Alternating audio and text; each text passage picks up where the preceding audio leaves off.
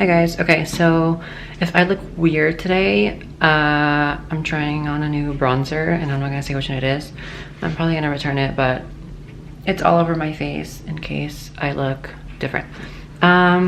So I just finished reading yesterday Authority, which is the book 2 in the Southern Reach trilogy by VanderMeer. I read Annihilation I think I read it last year, but I've literally owned it since when did the movie come out? 2018.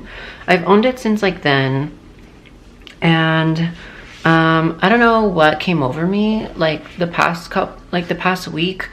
Something kept telling me in my head that I have to read Authority and I have to finish the series, even though I didn't really care to and didn't really want to.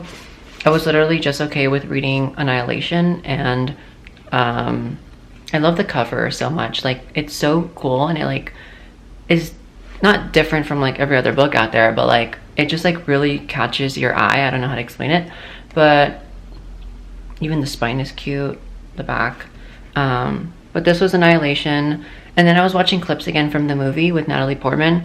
I love that movie so much, and it creeps me the hell out so much. And just literally watching a couple of the clips from the movie, I literally was so self-conscious of every tiny thing, me putting my fingers in my eyes to I'm always touching my eyes with my fingers, but I always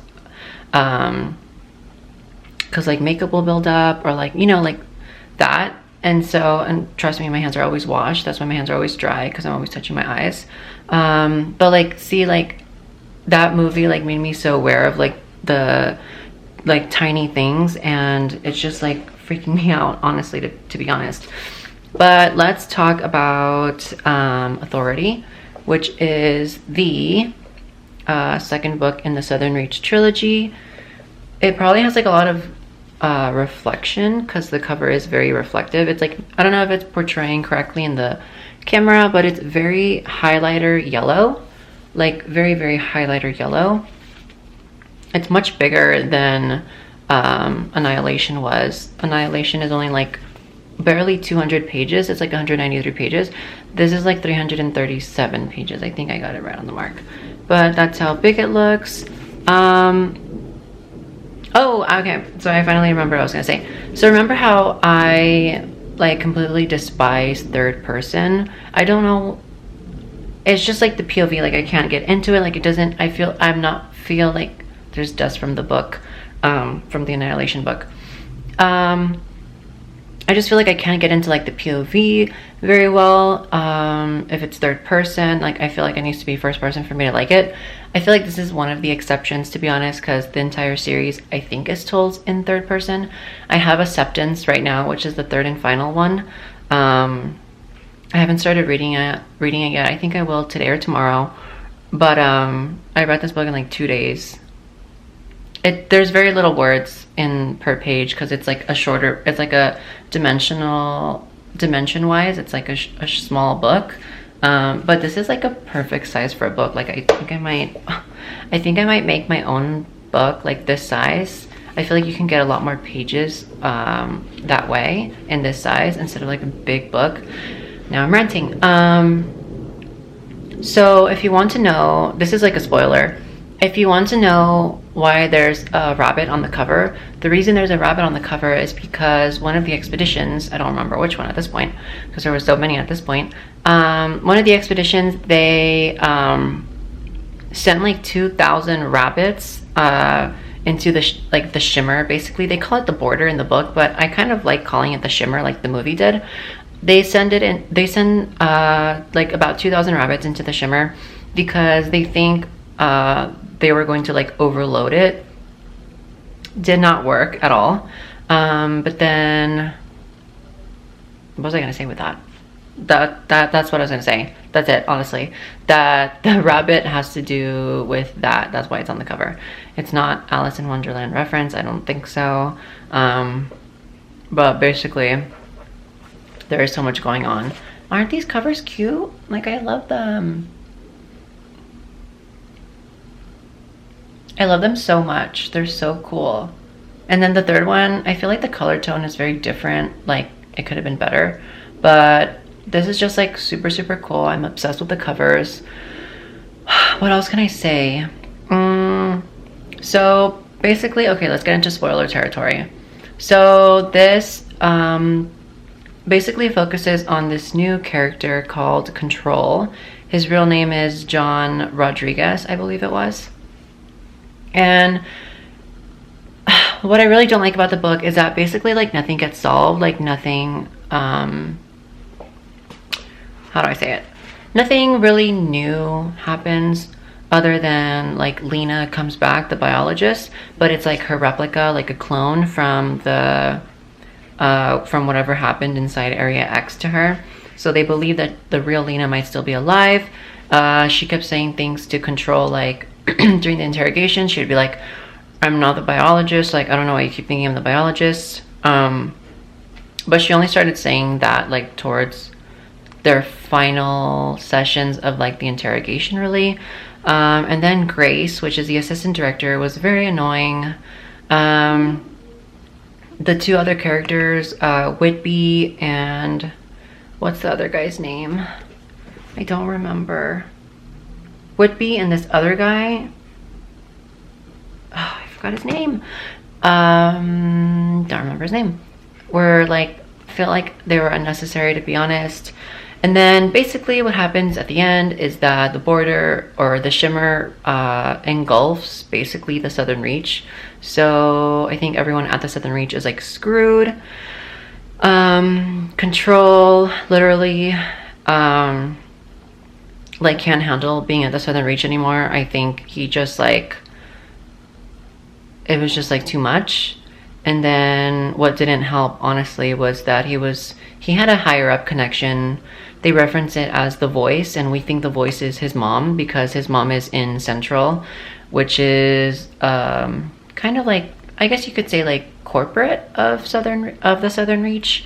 But basically like nothing was really answered in here, really, to be honest. So that aggravated me a lot. And apparently a lot of people are saying that even in the third book, which should be all the answers and all the questions answered, apparently like a lot of the questions are not answered, so I'm not really excited for that. But I don't know, like I'm just gonna have to like Google the answers if I don't get the answers, because I have like so much to say right now in my head. I was going to say that I need to stop reading books from Book Talk because I literally am not one to be influenced by books, especially. Books are like so near and dear to my heart, so it's just like these books will like never be on Book Talk, and I'm glad for that because they're very like, I don't want to say niche, but they're very like niche, I think. I don't know why, but this is like, don't worry, there's like movers outside. This is like very everything that you want in like a science fiction story. It is so like creepy, and it is so like mysterious, but it also really upsets me that the mystery is going on for so long, and like we really don't know nothing still, like to be honest, like nothing. I literally learned more from the movie than from the 2 books so far. That's why I'm really, really obsessed with the movie, and I love the movie. And I remember watching the movie, it got me so obsessed into like DNA and basically like not immortality, but like aging and how we can stop aging, and like how that's basically like a mutation kind of. And then that got me into the whole world of, it kind of segued me into the whole world of like the channeling and like the ETs and like the races, and then like the DNA and the Sands of Time book and like spiritual stuff like that. It like all like coalesced.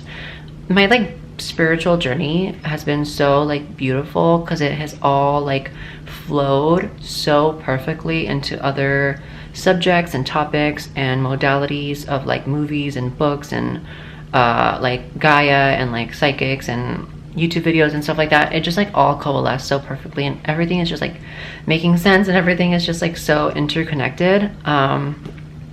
So that's what I wanted to say about that. And then what else can I say about the book? Honestly, I think the writing style of the author is very very good. There's a lot of words I literally had to Google because I had no idea. I've never, with all the reading that I've done in my life so far and all the books I've read, there's so many words in here that I've literally never heard of before, never thought to use, never seen before. So those are really cool. That's really cool when that happens, you know, when you're reading and there's a lot of words that you've literally never thought of using and have never even heard of. So I feel like props to the author, because I myself could never write like this. Like, I don't think so. I feel like I do have the vernacular for writing using words like these, but it's just like not me. Do you know what I mean? Like, it's not me. Like, when I'm writing, like, I can't write like this. I don't like care to write like this. It's fun to like read stuff like this because it's a very different writing style from like what I would write. I'm more like literally like Magnolia Parks. Like, that's as close as I can get to like what I write similarly to, like when I write my fiction stuff. But in terms of that, I feel like I can't really relate to the writing style in terms of like authorship, but reading style, it's very, very fun to read this. And surprisingly, it wasn't boring at all, to be honest. The fact that it was third person, and sometimes it could drag, to be honest. Like, sometimes it would drag, like descriptions of things that literally did not matter to me, like I literally did not care for. But other than that, the writing was pretty well done. Once again, a lot of things unanswered, and I love that these books are like, at least I don't think they're not popular. I love that they're niche. I love that they're not popular, and I can't wait to finish reading the series. Like, I literally cannot wait. So I think I'm going to start reading that now. I'm not sure. I just finished reading so many comic books because I bought so many comic books yesterday. I have like 2 left to read. I don't really do reviews on like single issue comics. I would have like so many YouTube videos at this point. And I don't really care to like have so many YouTube videos on my channel. I just care of making like quality content on like things I really care to film reviews and critiques for. But I do post a lot of like snippets of the comics that I read, like the individual comics, on my TikTok. So if you want to see comic book content, it'll literally be there, or my Instagram. Sometimes I do post everything that I read. I just don't post every little like snippet. What else do I say? I don't know. This is just like everything you could want in a science fiction book. Like, I feel like I found everything that I want in a science fiction book. So I don't really want to rush through it. Like, I really want to enjoy the moment because it's so precious to just have a really cool science fiction book. A lot of science fiction books, like Dune, for example, literally I'm obsessed with. I just saw the trailer for part 2 yesterday, and I'm like gagged. I'm so dying to watch that. That was a masterpiece. But like, in terms of reading it, it honestly like kind of confuses me. Like, I don't have like the brain to like understand it. I feel like someone needs to explain it to me in layman's terms, because it's very complicated, and like the politics of it are very like complicated, but I know it could be simplified. Do you know what I mean? And I feel like I can understand it better that way, but that takes away like the whole magic of it if you don't understand it the way the author was explaining it.